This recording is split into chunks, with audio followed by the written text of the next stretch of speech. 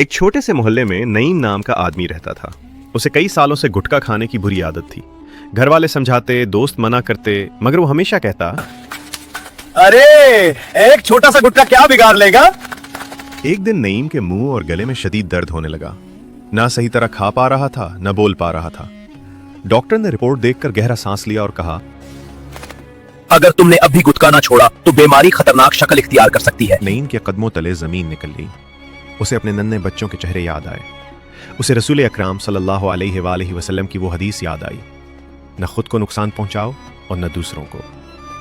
پہلی بار اس کے دل میں احساس ندامت جاگا۔ اس نے گھر جا کر گٹکے کے سارے پیکٹ پھینک دیے اور روتے ہوئے توبہ کر لی۔ وہ کہنے لگا، یا اللہ مجھے اس عادت سے نجات دے دے، میں اپنے بچوں کے لیے بدلنا چاہتا ہوں۔ اللہ نے اس کی نیت دیکھی۔